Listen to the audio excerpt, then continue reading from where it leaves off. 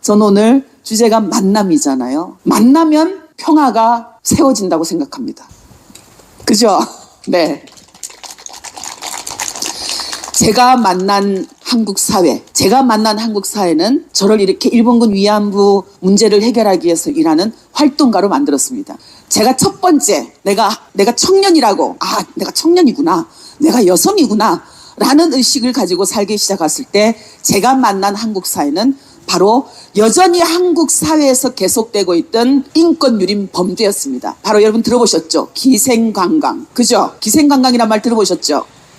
박정희 정권 때 외화를 벌어들이기 위해서 경제 발전의 하나로 성매매, 관광을 정책으로 결정합니다. 그리고 여러 곳에 위안소를 세우기도 해요. 군인들을 위한 위안소, 미군을 위한 위안소를 세우기도 합니다. 그리고 여성들을 그곳에 모집하기도 하고 또 때로는 유인하기도 하고, 그런 일들이 해방 이후에 여성들의 삶에 그대로 있었어요. 그 여성들의 삶의 자리로 찾아갔더니 어머나, 일본군 위안부 문제가 있었네요. 야, 어쩜 우리 역사는 과거에 겪었던 이 역사가 이렇게 끊이지 않고 계속 반복되어 올 수 있었는가? 그 이유가 뭡니까?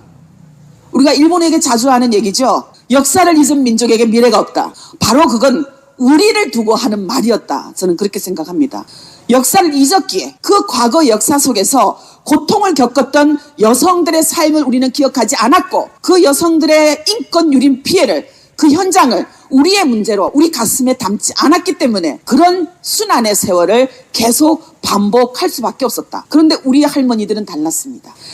보통 사람은 내가 너무 아프면, 내가 상처를 입으면 내 아픔이 너무 커서, 제가 지난 2년 8개월이 그랬던 것 같아요.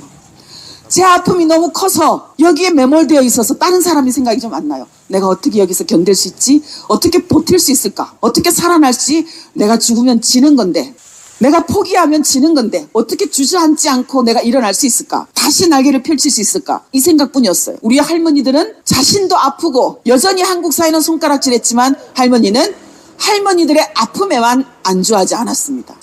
평화를 이야기하기 시작했습니다. 그건 뭘까요? 그분들이 만난 한국의 사람들, 한국 사람들을 통해서 그분들과 함께 손을 잡고 그분들에게 다가왔던 수많은 사람들, 그 사람들과의 만남을 통해서 할머니들은 한국 사회를 알았어요. 한국의 부끄러운 민낯, 한국의 자랑스러운 낯, 그것을 만났습니다. 사람들을 통해서 노동자들이 이런 삶을 살고 있구나.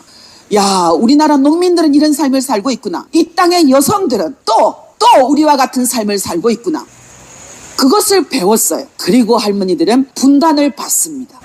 그렇지, 평양에서 끌려간 기런옥은 13살에 평양에서 끌려갔는데 80이 넘도록, 90이 넘도록 집에 돌아가지 못하고 일가 친척 한 명도 없는 남쪽에서 언제쯤이면 분단이 허물어질까? 해방된 이후에는 금방 무너질 줄 알았답니다. 차비를 모으느라고 돈을 벌고 있었어요. 1년이 가고 2년이 가고 3년이 가도 그 분단이 무너질 줄 모르니 80이 넘도록 90이 넘도록 그 대동강 주변에서 고무줄 노래하던 기런옥의 삶을 꿈꾸며 하루하루 살아가고 있었습니다.